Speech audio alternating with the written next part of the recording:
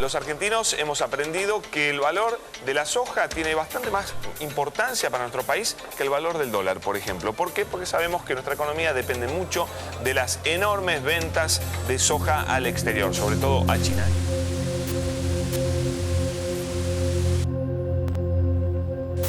2014. La soja son 20,6 millones de hectáreas. Es récord histórico.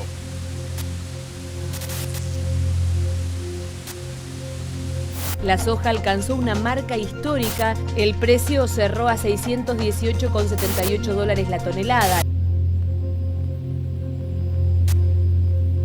Lo cierto es que la soja ha tocado un precio récord en la jornada de ayer. El jefe de gabinete Jorge Capitanich, en su habitual ronda de prensa, le pidió a los exportadores de soja que eviten especular con el precio del grano y también con la cotización del dólar. Los fanáticos del Silo Bolsa se sientan arriba de 6.300 millones de dólares, presionando al gobierno para devaluar.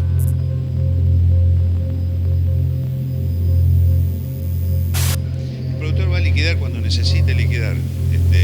El que atesora soja tiene su ahorro ahí.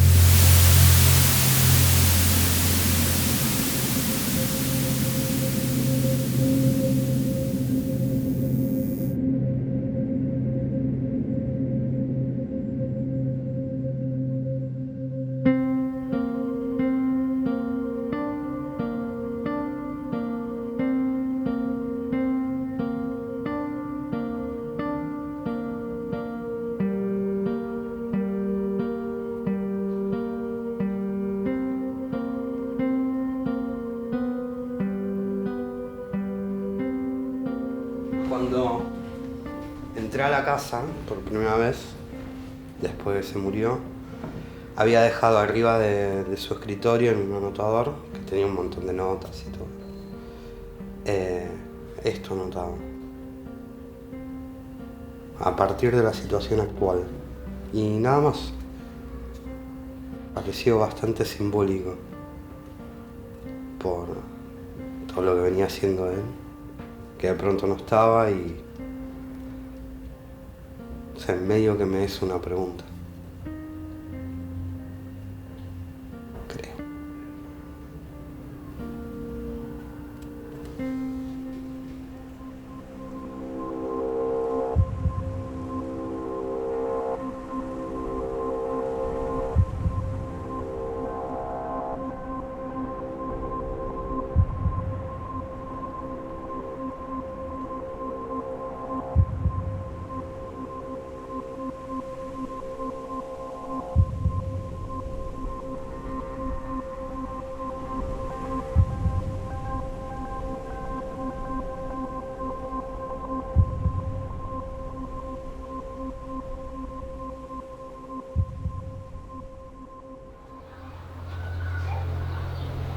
Mi hija empezó con fiebre, la llevé al hospital, como un dispensario, me le dieron un antibiótico porque supuestamente era la garganta. Al otro día seguía con fiebre, la volví a llevar al hospital de niño. Otro médico más me le cambió el antibiótico, me le subió la dosis y al otro día de vuelta al hospital.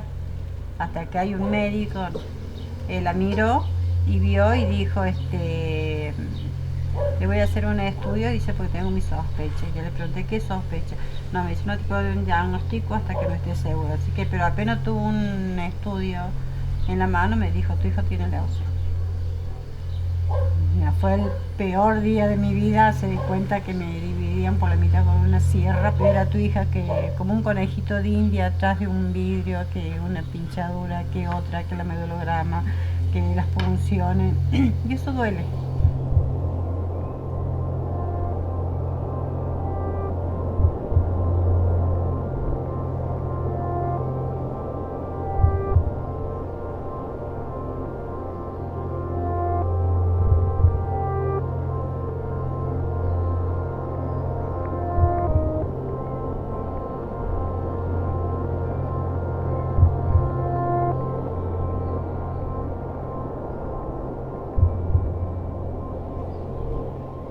En Barrio Ituzaingó Anexo teníamos un campo de soja a 50 metros de nuestras viviendas y hemos sido fumigadas más o menos por 20 años. En el 2002 se empezaron a detectar casos de leucemia y ahí fue la primera vez que nosotros escuchamos decir agroquímicos. No teníamos ni idea de lo que era. Eso nos llevó a informarnos a nosotros de qué eran los agroquímicos, para qué se usaba. Así fue como descubrimos que eso lo aplicaban en la soja.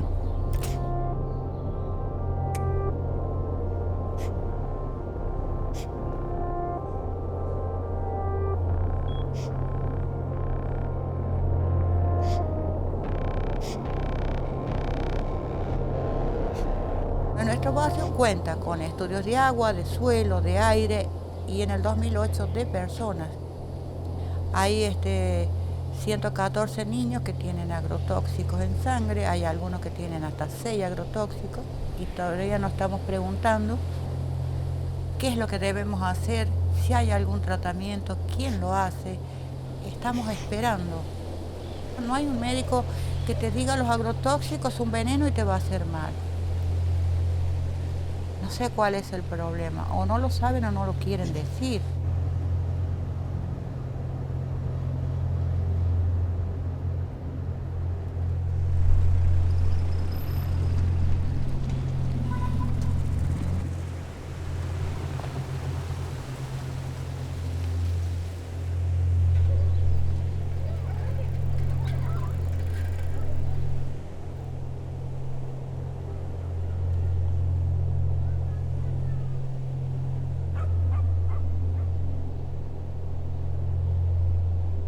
En estos 15 años no hemos tenido respuesta de los médicos, salvo el doctor Carrasco, que fue el que empezó una investigación en esto.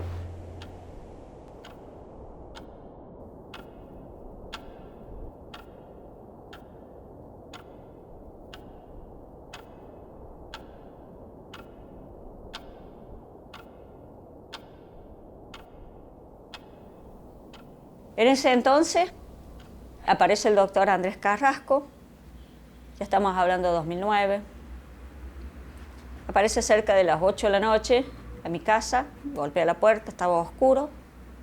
Cuando golpea la puerta, lo atiendo yo, me preguntó si era Sofía, le dije yo sí soy Sofía y me dice, porque yo quería hablar con usted, me dice, yo soy científico del CONICET. Investigué que el glifosato en pequeñas dosis produce malformación en los anfibios y es lo mismo que el ser humano. Usted es la primera que lo sabe, yo no lo he publicado y he venido acá a traérselo a ustedes porque esto lo hice por ustedes. Lo hice porque escuché el reclamo y la gente está muriendo por lo que ustedes dicen.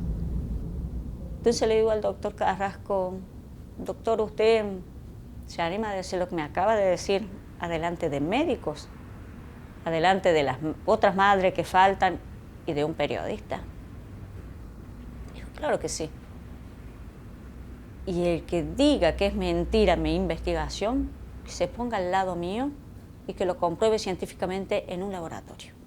Nosotros no empezamos a trabajar en glifosato porque es una molécula atractiva. Nos impactó algo que estaba pasando en la sociedad, en el interior, en esos lugares donde solamente hay gente rodeada por soja.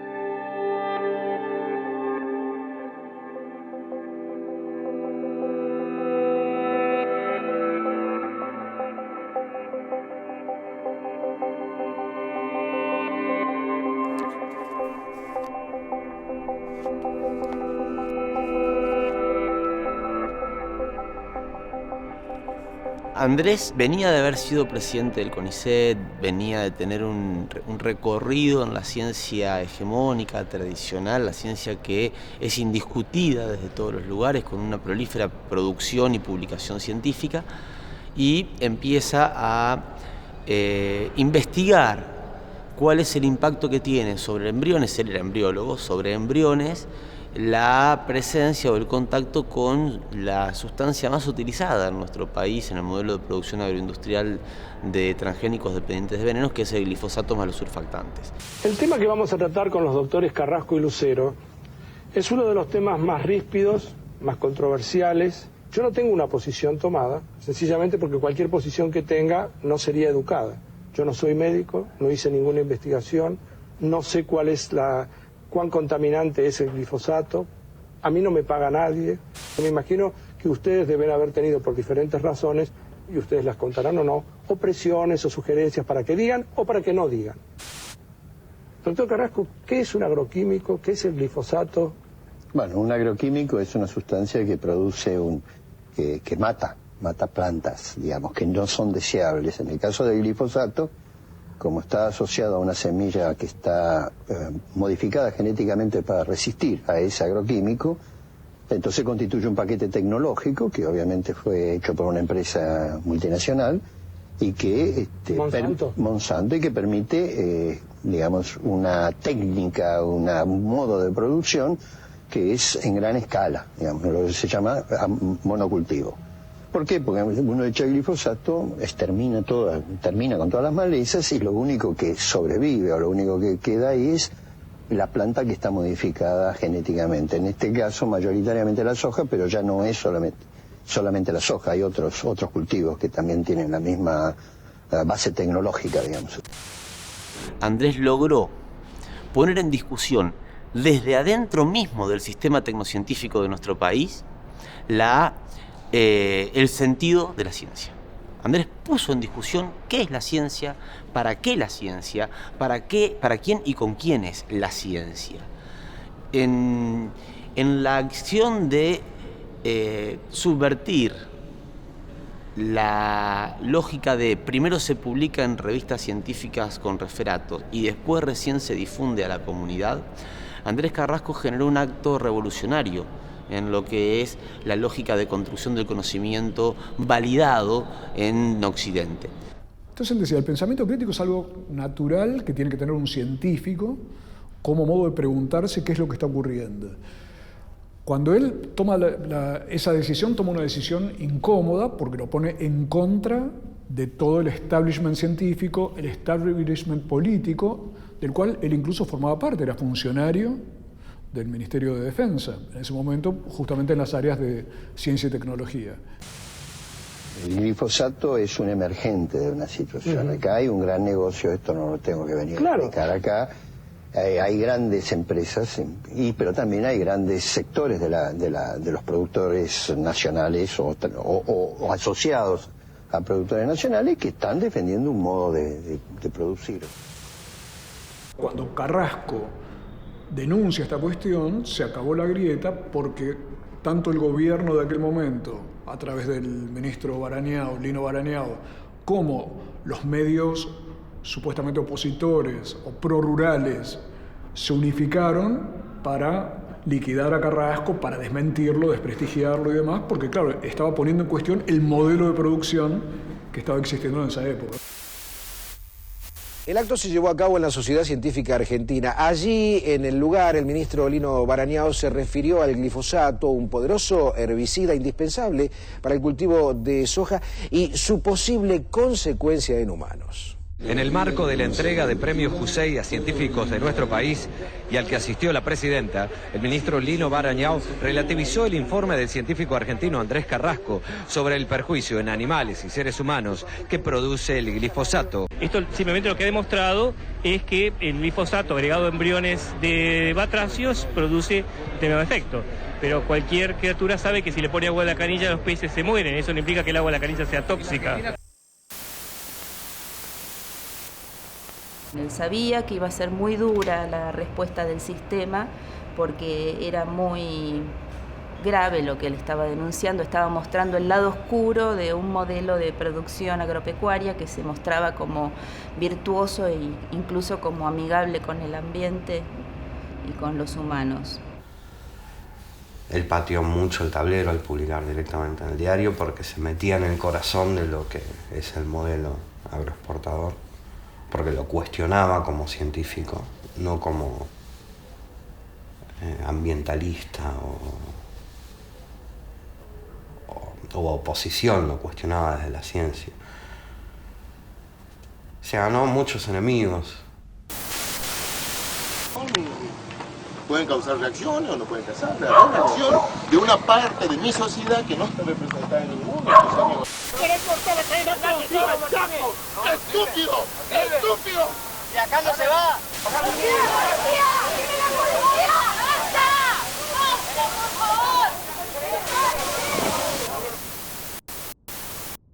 El señor viene a dar una conferencia de prensa. ¿Quiere ir? Sí, acá no están impidiendo salir. Cada está hablando, está pidiendo que se tranquilicen, parece, van a abrir camino para que salga el doctor Carrasco. El señor, gran científico, dice no glifosato a un embrión. Por supuesto sufrió modificaciones. Si vos le inyectás agua destilada a cualquier embrión, también sufre modificaciones. Eso no es ser un gran científico. Pregunto, ¿vos sos médica? No. Después de lo que tuvo que sufrir Andrés Carrasco cuando se animó a decir en voz alta lo que había encontrado en su laboratorio, Andrés Carrasco, presidente del CONICET, máximo investigador de su equipo, con una trayectoria y un recorrido intachable por el campo de la ciencia normal, positivista, de la modernidad, fue castigado, fue vapuleado, fue perseguido, fue dañado hasta físicamente por esa convicción de ponerse al servicio de los pueblos. ¿Cuántos más van a animarse a hacerlo?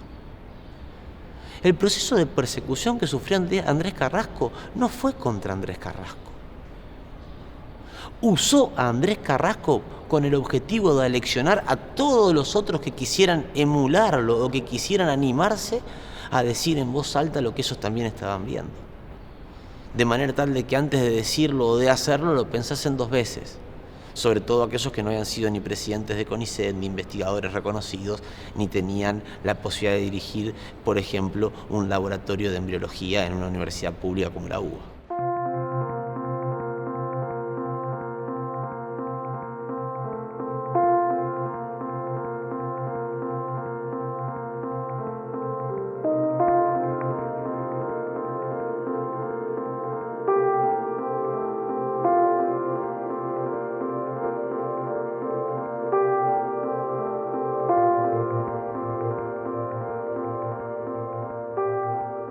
Desde su perspectiva, la ciencia se debía a las comunidades, no se debía a la corporación científica.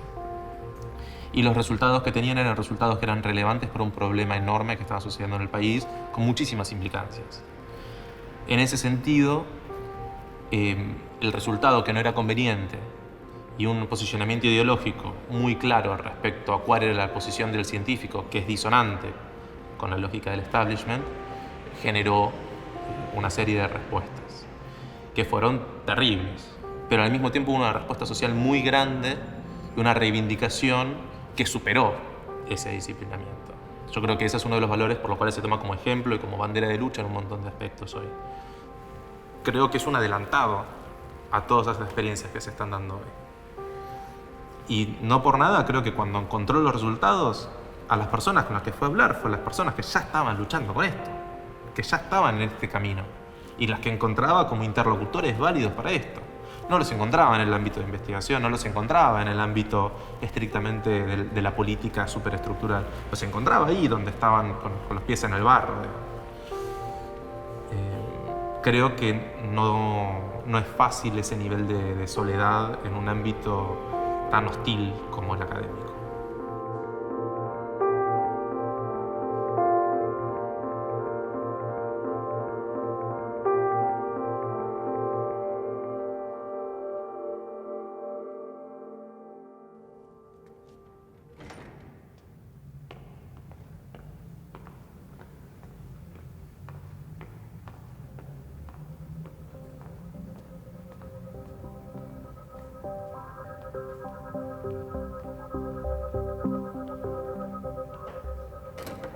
Nosotros fuimos a vivir a Basel, en Suiza, en el 81, y era parte de lo que todo científico tiene que hacer, irse al exterior a buscar el reconocimiento y el prestigio que acá no se daba.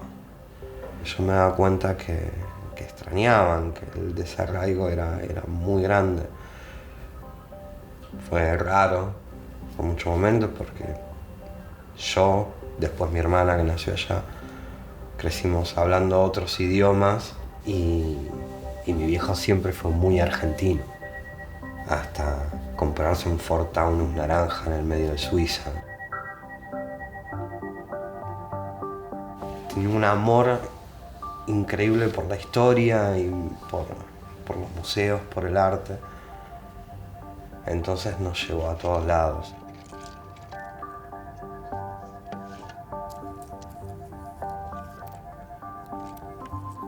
Andrés, junto con otros científicos en los años 80, se preguntó acerca de cuáles eran los genes que regulaban el proceso de desarrollo en los vertebrados.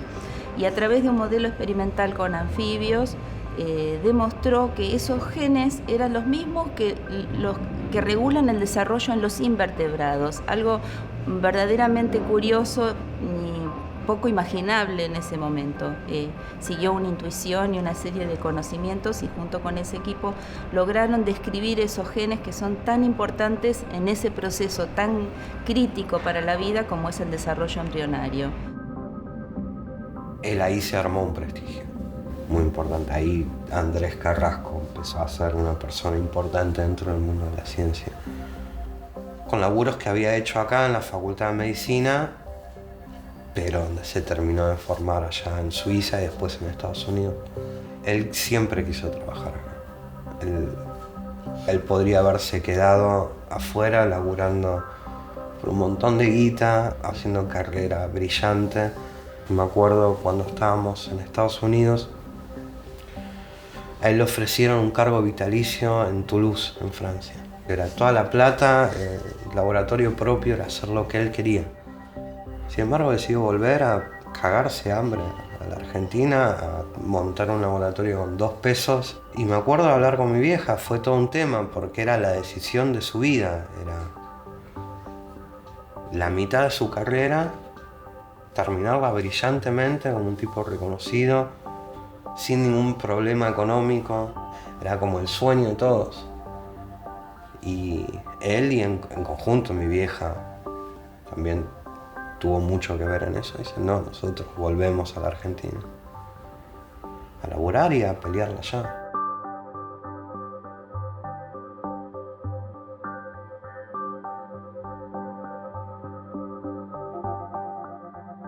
¿Cuál es la contribución social o política de los investigadores en embriología molecular?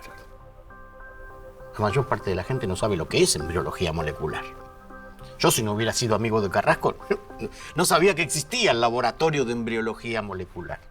La empresa Monsanto centra la atención de inversores mundiales, ya que dará a conocer este miércoles sus previsiones para el segundo trimestre del año, aunque no son pocas las críticas a las que se enfrenta. En esta ocasión, la resistencia viene por parte de un pequeño pueblo de Argentina, y es que un grupo de vecinos acampó en una zona donde el gigante transgénico construiría una de sus plantas y ha bloqueado las obras. Es una empresa, ustedes la conocen, Monsanto, que tiene un objetivo que es construir un espacio para desechar agrotóxicos. La lucha comenzó cuando parecía que ya no se podía hacer nada.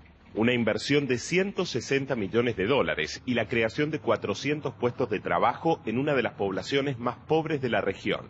Con esas cartas, Monsanto jugaba en la Argentina la instalación de su mayor planta de secado de semillas transgénicas del mundo. Fue la acción de los vecinos y de grupos defensores del medio ambiente quienes impidieron la puesta en marcha de la que se entiende es una planta de productos contaminantes agroquímicos. Creo que el mundo se está manifestando y le está diciendo no a este tipo de política, a este tipo de modelo que intenta claramente envenenarnos, contaminar a costa de la salud de todos los pueblos del mundo. A partir de esto se empezó a pensar en qué se come, qué se produce, de qué vivimos. La producción agrícola a gran escala y el uso de agrotóxicos están fuertemente instalados en toda la región latinoamericana, donde sin evaluar sus efectos se generan miles de millones de dólares por la exportación principalmente de soja y maíz transgénicos a los países del primer mundo. Para quienes llevan adelante esta lucha, sin embargo, los pequeños triunfos abren una puerta a la esperanza. Disparando con mi rima porque no puedo bancarme que a los pibes de Argentina les sirvan desayuno, glifosato y herbicida. Te lo digo, te lo canto. Te lo digo, te lo canto. Te lo digo, te lo canto. Te lo digo, te lo canto. Te lo digo, te lo canto. Te lo grito. Te lo digo, te lo canto. Te lo grito.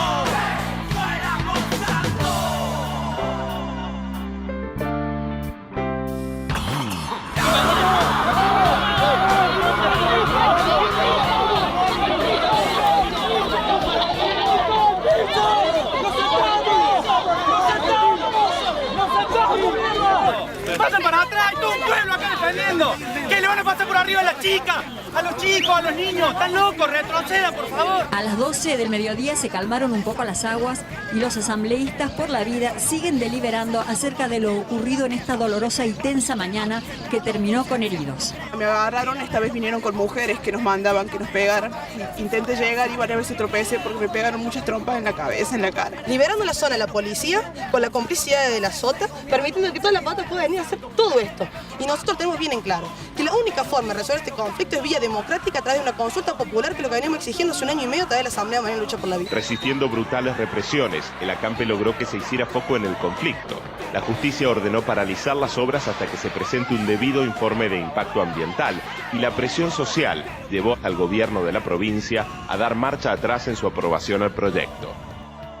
La Asamblea Malvinas Lucha por la Vida realizó en la puerta del predio de Monsanto un festival para reclamar en contra de su instalación. Entre otros, se escuchó la disertación del doctor Carrasco, miembro del CONICET. Bueno, porque Monsanto representa lo que me parece que no queremos en este país. Que se hagan dueños de la tierra, que se hagan dueños de las semillas y que impongan modelos productivos, de los cuales los principales beneficiarios son ellos. Primavera sin Monsanto fue el nombre de esta convocatoria que en una zona descampada supo convocar a cientos de personas que se suman a millones en todo el mundo. Hemos hecho varias actividades en el Hospital Garrahan. Es cierto que llegan chicos fumigados, pero se los trata por otra patología porque nadie lo está investigando, porque nadie lo asume como causa de enfermedades, lamentablemente. Como Movimiento Campesino de Córdoba, hace más de 10 años venimos luchando en contra de este modelo, que no solamente trae agrotóxicos, sino también desalojo, trae muerte. Mientras continúan las indefiniciones políticas, ellos aseguran que van a continuar su lucha para que este lugar quede así y se convierta con el tiempo en un símbolo del triunfo de una pequeña comunidad que un día decidió enfrentar a un gigante.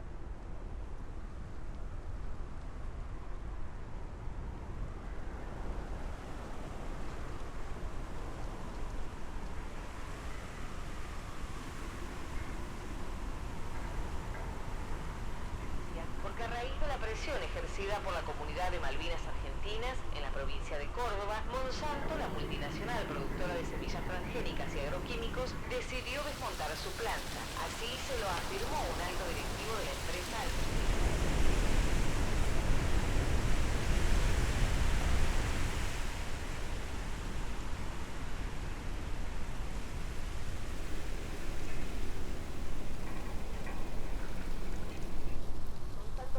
Malvinas Argentinas. Fuentes vinculadas a la multinacional confirmaron que negocian la venta del predio. La resistencia social.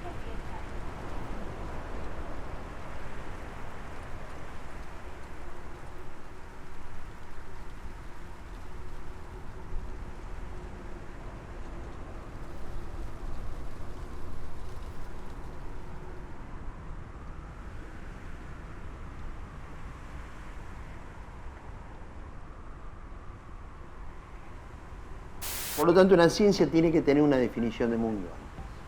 ¿Qué mundo? ¿Qué sociedad queremos?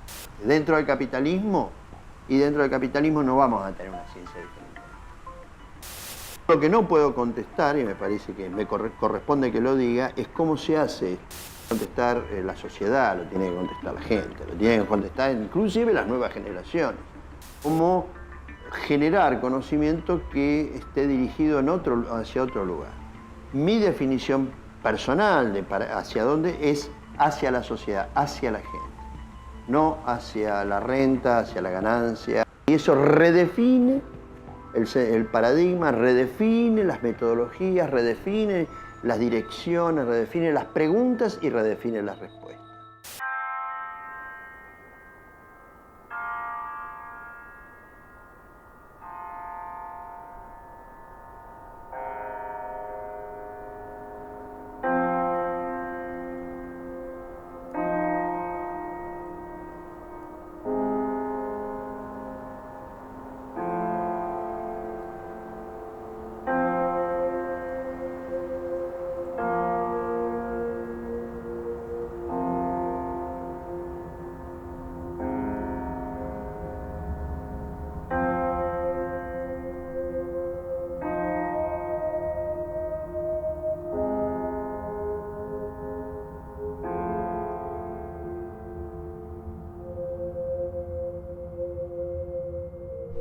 Fui peón rural, me desempeñé cargando aviones con veneno para fumigar los campos.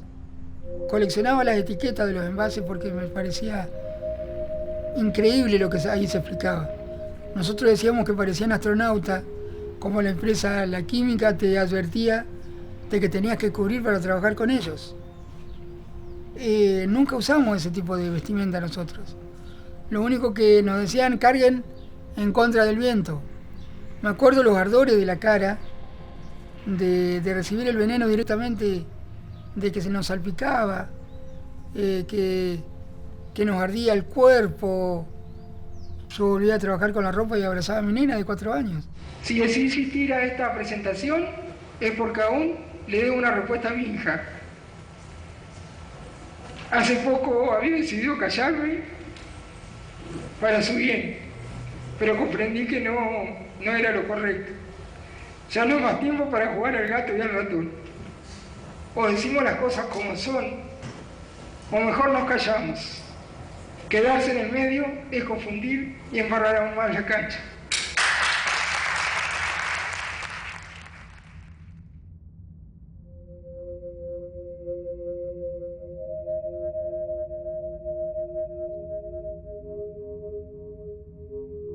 Veo que adelante mío había un hombre de ojos claros, yo no conocía. Lloraba como no lloró ninguno esa noche, fue muy raro, yo no estaba acostumbrado a esto, por contar lo que me había pasado. Cuando yo me voy a sentar en 2 filas atrás de él, este hombre se para, corre la silla y me abraza y llora. Y pasa al frente. Y digo yo, dice, bueno, yo soy Carrasco, yo no podía creer. Es difícil para mí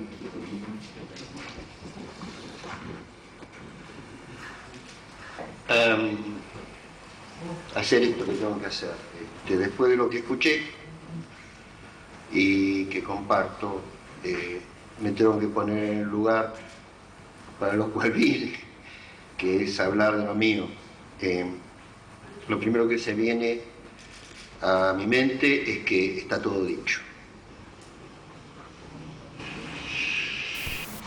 Miren, la ciencia puede acompañar la realidad, puede explicar lo que está pasando. Lo que no puede hacer la ciencia es legitimar o deslegitimar lo que está pasando. Esto que les voy a mostrar hoy, ahora, en realidad tiene poca importancia y poco peso al lado de los 2 testimonios que tuvieron acá hoy. Gracias, señora. Gracias, Javier. Porque más allá de cómo a uno le tocan estas cosas, una cosa es saber que están pasando y otra cosa es llegar al lado de este relato con sus protagonistas. Si hay alguien acá que sabía, era él. Y si hay algo que rescato de él es haber entregado toda su vida de sacrificio y buena presencia, entre comillas eso, nunca la perdió, pero para el común de la ciencia sí, pasó a ser el detractor de todo lo que los otros defienden. Y todo aquel que se opone al éxito termina siendo una sombra, de ahí Mi frase, que es "yo soy la sombra del éxito", surgió de pensar todo esto, ¿no? Yo creo que él también tuvo un gran pesar por haber asumido lo que asumió, pero ni aún así su luz fue apagada, para nada. Para nosotros, los afectados, sobre todo mucha gente, en silencio lamentablemente, pasó a ser un ídolo. Y mira que yo no creo en los ideales, en personas impolutas, pero yo creo que él fue algo muy especial. No pueden ser exceptuados de esa responsabilidad aquellos que tienen la responsabilidad no de trabajar para Monsanto, sino de no callarse la boca. No callarse la boca. Ni con Monsanto, ni con Grobocupatel, ni con aquellos que tendrían que instrumentar los mecanismos para proteger la naturaleza, o preservarla, o monitorearla, como quieran llamarle, y no lo hacen. Ese descompromiso puede ser del político, puede ser de la empresa, puede ser de muchos, puede ser. También es de los científicos, porque ellos tienen la obligación. La ciencia no es neutral, y si los científicos piensan que la ciencia es neutral, están cometiendo no solamente un error, sino una irresponsabilidad.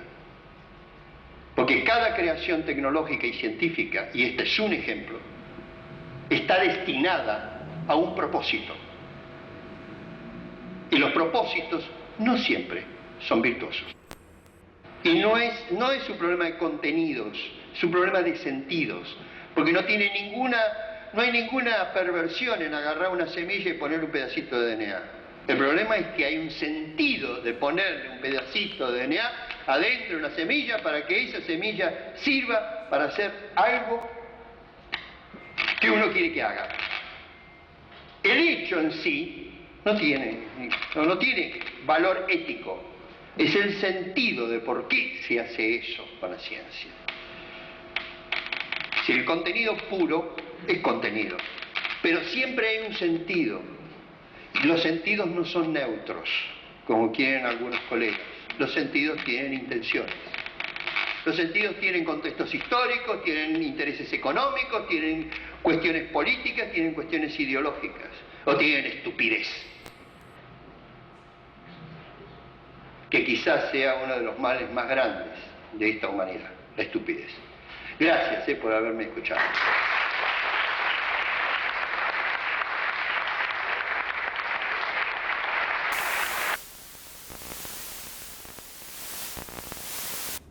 Y la otra cosa que me preocupó, que me plantearon los productores, es algo que pone en riesgo más del 20% de la capacidad agroindustrial productiva de la provincia, que es este fallo irresponsable acerca de las distancias alrededor de las escuelas en las cuales se puede no aplicar fertilizantes. Pero esta ley que se ha impulsado en Entre Ríos es una ley que pone en peligro el trabajo de muchos entrerrianos y hoy está vigente.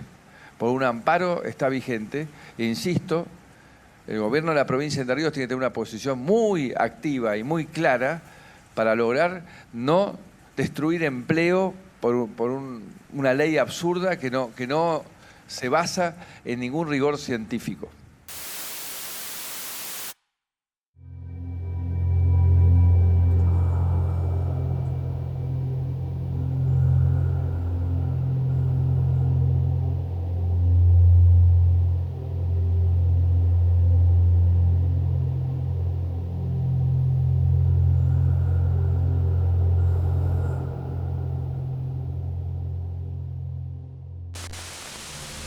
Entendiendo que entonces no tenemos una sola sustancia química, sino que tenemos un cóctel de químicos que se utilizan en los territorios, es, desde nuestro punto de vista, absolutamente inaceptable que se quiera plantear el discurso de las buenas prácticas agrícolas a partir de la presentación de quien aplica el veneno como si fuese un astronauta para garantizar sus medidas de seguridad. Cuando nos dicen, quien se viste como astronauta para poder aplicar un veneno, está aplicando un veneno de manera correcta y punto y seguido nos dicen, porque en realidad lo que se aplica no hace mal a la salud, claramente hay una posibilidad de que hasta mi sobrino de 3 años entienda que alguien está mintiendo. No se puede justificar ni explicar que una sustancia que para ser aplicada requiere de un traje casi de astronauta no genere ningún impacto en la salud de las poblaciones que son expuestas a estos. Porque por otro lado, ese traje de astronauta es para el que está aplicando, pero no es para el que está viviendo, para el que está tomando el mate en su casa a la espera del atardecer, o para el que está durmiendo cuando están aplicando con esos trajes de astronauta en los campos a menos de 1000 metros de sus casas este tipo de venenos. Entonces, esta lógica de pretender presentar como buena práctica el envenenamiento a partir de la utilización de medidas de protección para quien lo aplica al veneno, son falacias que solamente sostienen una lógica codiciosa de ganancias a un muy corto plazo a partir de la externalización de costos, porque no se incluye en las ecuaciones comerciales de la exportación de commodities agroindustriales dependientes de transgénicos los costos en la atención de la salud de aquellas personas que son víctimas de estos procesos de envenenamiento. ¿Cuál es el margen de ganancias que hay que obtener para justificar que un niño de nuestro territorio nazca con una malformación? ¿Cuál es el margen de ganancias que hay que obtener para poder justificar que a una persona en nuestro territorio se le desarrolle un linfoma no Hodgkin o se le desarrolle una leucemia o un mielomeningocele? Digo, esta es la pregunta que desmonta la falacia de las buenas prácticas agrícolas entendidas como aplicación de venenos con algunos cuidados. La única buena práctica agrícola es la producción de alimentos sanos, porque sin alimentos sanos no hay pueblos libres. Y los alimentos sanos no pueden producirse en territorios enfermados, y digo bien enfermados, a partir de la contaminación y la irrupción de venenos, porque los transgénicos que se han instalado en nuestros territorios son transgénicos preparados para ser adictos a venenos. Ni se han parado a pensar en el desastre que están causando. En los desmontes, en las inundaciones, en los desalojos, en las enfermedades. A la persona que cree que porque no está expuesta al lado de un campo de soja o porque vive en un country que no le va a llegar, que le va a llegar porque se lo van a poner en la mesa, en la fruta, en la verdura, en el agua, se lo van a llevar a domicilio. El modelo está descontrolado y esa es su manera de expandirse. Acá se trata de cambiar de raíz el modo de producir alimentos, porque lo que se produce en este momento no son alimentos, sino commodities para la exportación, y eso reemplaza la producción de alimentos, con lo cual nuestros alimentos son de mala calidad, caros, etc. Pero además estamos enfermándonos, estamos intoxicándonos, y eso no hay manera de regularlo con una reglamentación o con un área de excepción para las fumigaciones. Tenemos que cambiar de cuajo este modelo que Andrés caracterizaba como ecocida y genocida.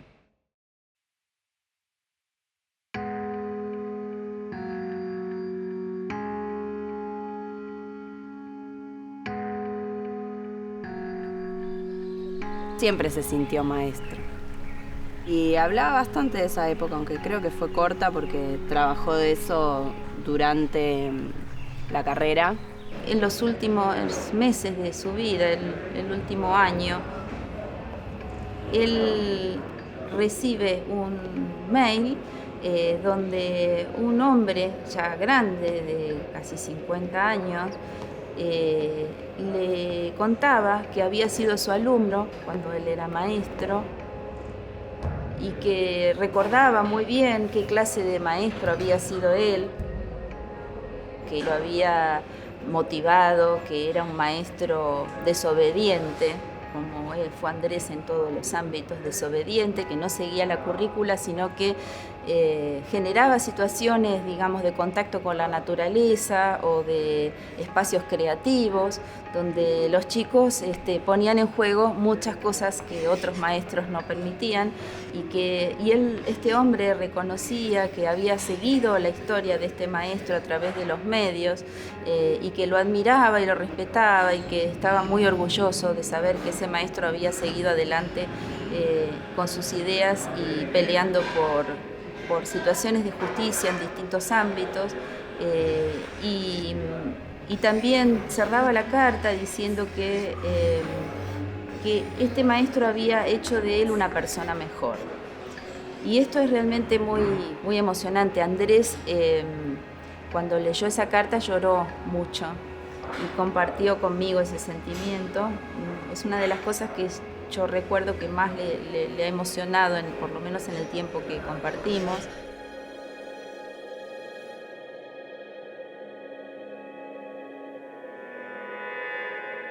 Yo creo que acá la escuela, tanto en la vida de Andrés y en relación con eso, en lo que es la vida política y social de Argentina, juega un papel fundamental y que es algo que tenemos que defender, cuidar como un espacio de formación y de pensamiento crítico para un cambio social.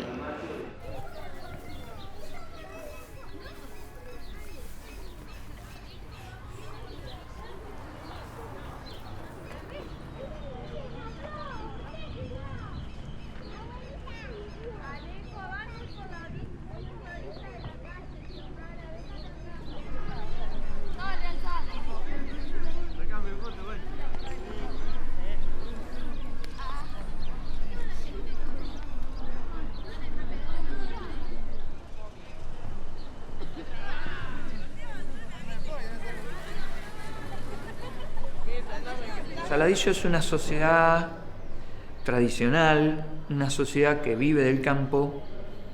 Muchos chicos trabajan en el campo, muchos chicos nuestros. La escuela está en lo que es, digamos, la periferia de la planta urbana y de acuerdo a normativa hasta 500 metros es permitido fumigar. Así que imagínate que estamos en situación de riesgo.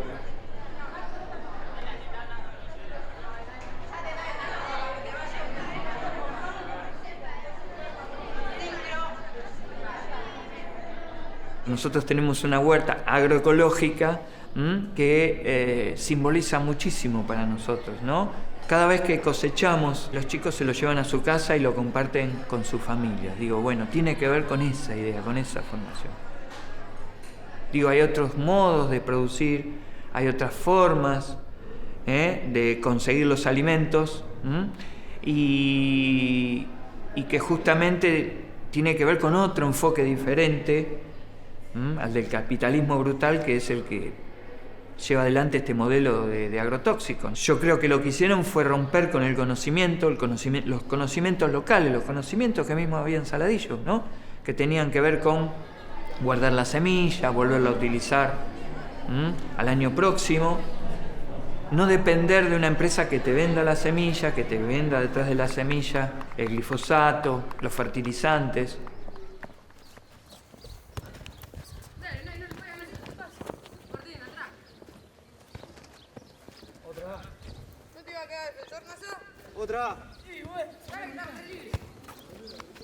Pensamos la escuela en forma democrática, digo, así como podemos pensar los acuerdos institucionales de convivencia todos, ¿no? Que todos sean parte, también pusimos en juego ponerle el nombre, ¿no? Entonces convocamos a toda la comunidad educativa de Saladillo a que participen, la hicimos abierta, vecinos de otras escuelas, bueno, por supuesto los estudiantes.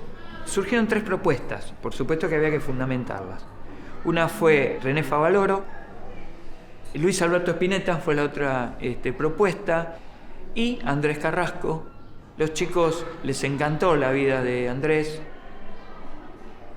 una persona, un científico que podría haber estado viviendo en Estados Unidos, en Europa, y bueno, y sin embargo se quedó acá, y bueno, y se la jugó por meterse justamente con empresas transnacionales, y bueno, yo creo que eso a los chicos los motivó, los encendió para que, bueno, Andrés Carrasco en la elección ganara, pero casi de forma abrumadora.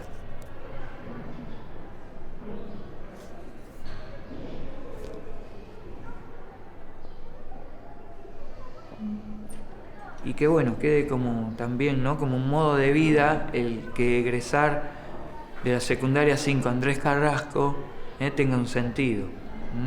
Un sentido que tenga que ver con eso, con amar la vida y con apropiarse de derechos, de derechos ambientales, de derechos sociales, de todos los derechos.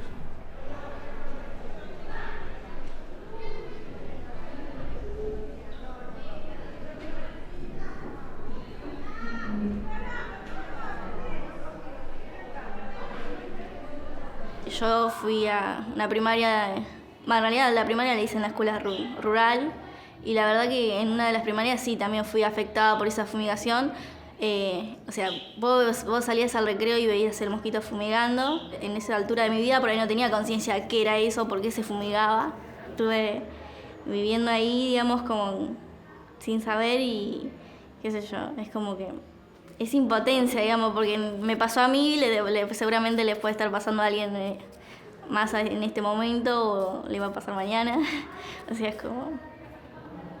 es impotencia lo que siento por ahí en este momento.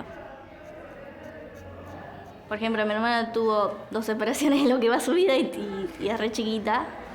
¿Y por qué, digamos, le pasa a ella, digamos, en ese momento, no? Y probablemente esa enfermedad pudo haber sido producto de que esté ahí. O sea, yo no lo sé porque no tengo la prueba específica, pero pudo haber sido eso por la vida que por ahí teníamos en ese momento.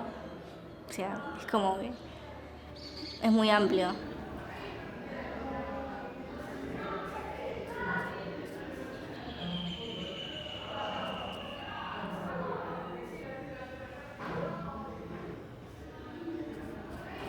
Ya cuando me enteré que era un científico que se animó a decir que había esta problemática de decir, y también de preguntar a la ciencia misma para quién es la ciencia, ya creo que ya ahí rompió incluso ya el sistema, porque es como que venimos hablando siempre de lo mismo, y es como decir una esperanza, por decirse entre comillas, ¿no? O como algo alternativo, ¿no?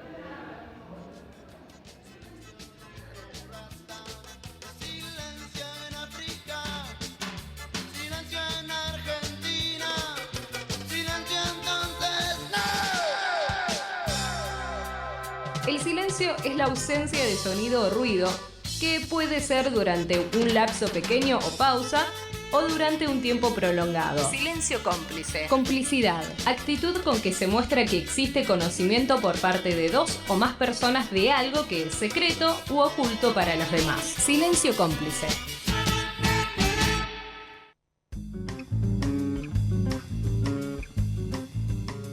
Buenas tardes, Jaime Farji. Hola, Andrés. Aquí estamos en Silencio Cómplice, un programa nuevo en la tribu. Sí. Que les habla es Andrés Carrasco, y vamos a tratar de explicarle a nuestra audiencia, en todo caso, en qué consistirá. A ver, Jaime, exacto, ¿por qué estamos acá, vos y yo, no? Y bueno, estamos para tratar de ver si podemos desentrañar. No vamos a ser tan pretenciosos como para hablar de todos los silencios cómplices que hay en esta sociedad, pero por lo menos algunos en cada programa. Vamos a aclarar, digamos, porque este es el primer programa, que en realidad no vamos a hacer anti nada. Exactamente. Digamos, ¿cierto? No va a ser un programa que tenga un anti. En realidad es un programa de reflexión, precisamente como decías vos, Jaime. Y hay cosas buenas que están pasando, pero que en esas cosas buenas a veces se ocultan enormes ausencias de explicaciones. Era un espacio de libertad. Era el espacio en donde nos podíamos desquitar, nos podíamos decir lo que nosotros pensábamos, sin ningún ánimo de revancha, sino era el espacio de libertad y de comunicación.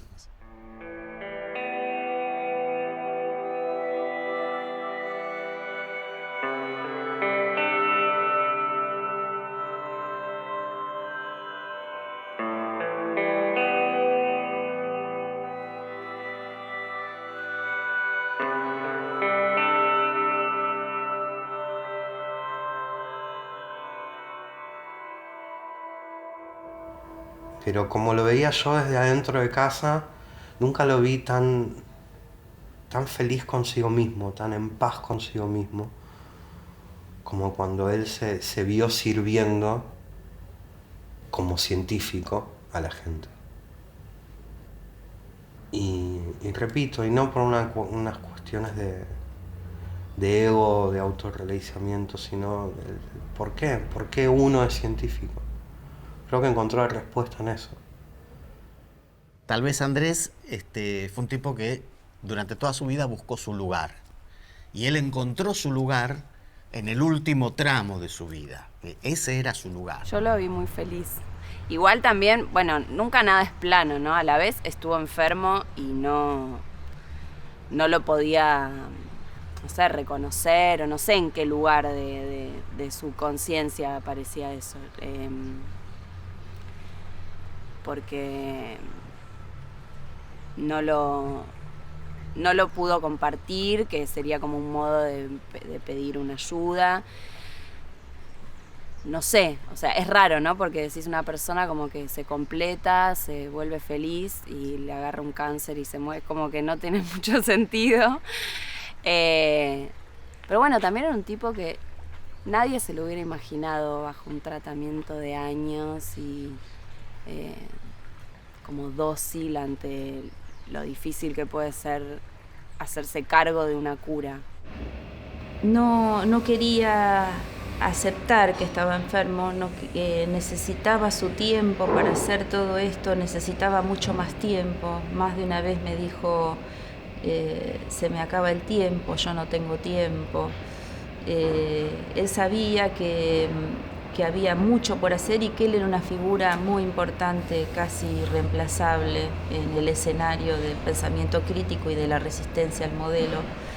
Él era médico y bueno, los médicos saben, pero al mismo tiempo muchas veces niegan.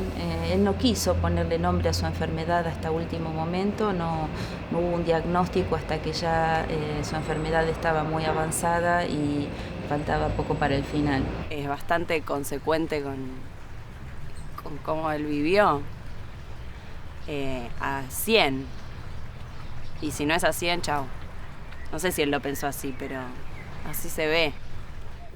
La enfermedad fue una hija de putés, no sé si del destino o de lo que sea, pero no lo paró en ningún momento. Y por eso también fue tan fuerte la enfermedad y lo terminó matando tan rápido. Él no paró. Estuvo durante mucho tiempo con acidez en el estómago, decía él. Pero cuando se sentía mejor, seguía yéndose de viaje.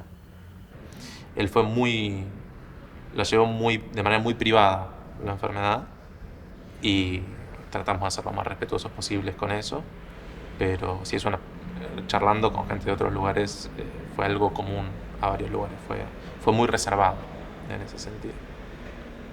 Yo no recuerdo que hubieran sido muchos los programas que tuvimos que suspender, o que tuvimos que grabar, o que los tuve que hacer yo solo, porque él estaba mal. Algunos al final, tal vez uno o dos programas, pero no fue más que esto.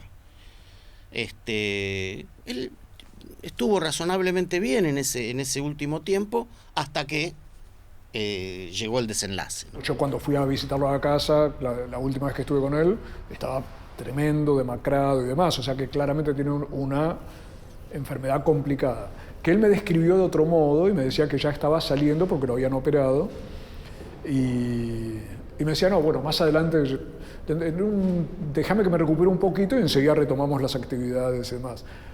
Mi hipótesis es que lo hizo por la omnipotencia de médico. Nosotros nos enteramos de la enfermedad de Andrés una semana antes de que Andrés falleciera. Perdón, 2 semanas antes de que Andrés falleciera, cuando nos encontramos con él en una actividad y dijimos, ¿qué pasó? Y nos dice, bueno, tengo cáncer, pero ya le gané.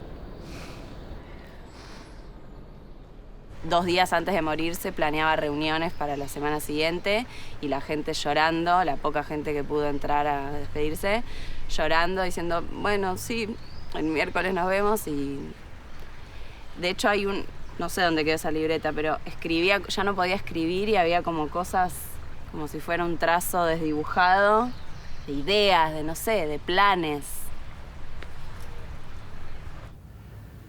Miedo a la muerte no se la vi nunca. Si nosotros estábamos espantados y él seguía tranquilizándonos, diciendo, van a estar bien, esas cosas que hacen los padres. Me enojé bastante con él, porque bueno, no se cuidaba, pero era una decisión que él había tomado internamente. Yo ahora con más calma y como se acomoda el dolor con el tiempo, entiendo que cada uno también se muere como puede. No tenía ni las más mínimas ganas de morir, eso estoy seguro, porque tenía mucho que hacer. Él sabía que tenía mucho que hacer, que todavía podía hacer mucho. Con la última internación, donde estaba bastante claro que ya no iba a volver a su casa, él me dijo, tengo miedo. Y entonces yo lloré y él me dijo, no llores porque tengo más miedo. Eso. La forma de esta tecnología abocada a la producción de alimentos pierde todo su sentido si no puede asegurar que sea sustancialmente equivalente a la no transgénica. Y estoy haciendo abstracción del uso de agroquímicos, digamos. Quiero que quede claro que uno puede separar este problema.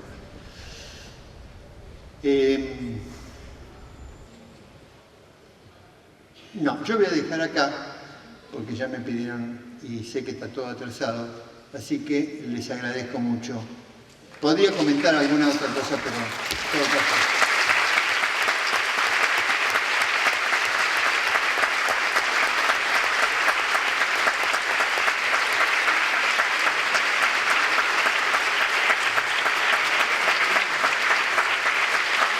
Bueno, muchas gracias.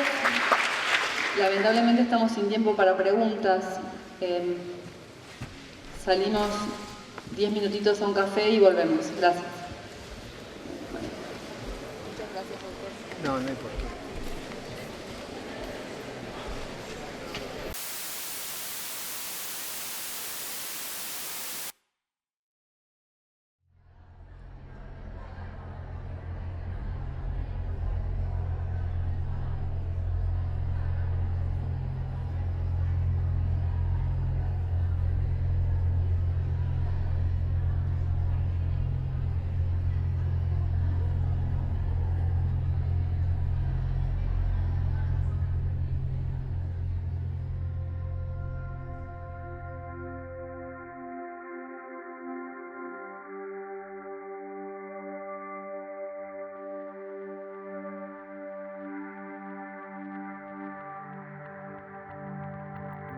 Como todos, tenía miedos, intuiciones, supersticiones, creencias.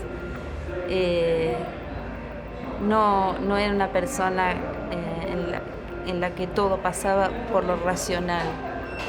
En su complejidad había también mucho de eso. Le gustaban mucho las piedras, algunas las tenía con él como amuletos.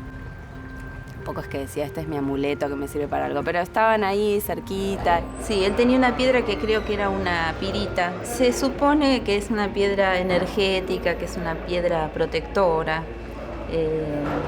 Y él llevaba siempre esa piedrita con él.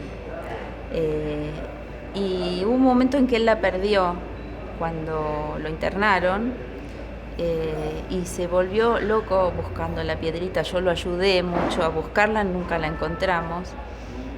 Y él sintió que ahí estaba pasando algo grave. Yo le conseguí otra, pero no fue lo mismo. La piedrita justamente la trajo de la casa su hijo Andrés, en el momento en que estábamos velándolo, y yo la puse en sus manos, o sea, se fue con la piedrita.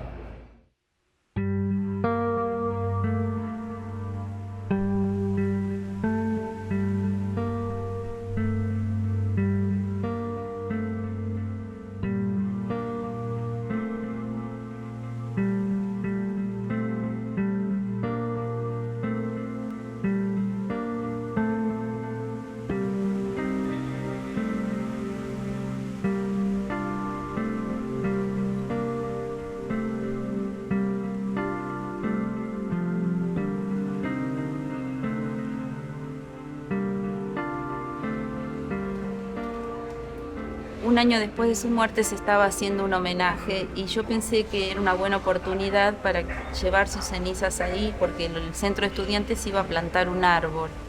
Y una anécdota que tiene que ver con esto, que también tiene que ver con las cosas no dichas, con las intuiciones y con maneras de comunicación que tal vez no comprendemos, pero que seguramente existen.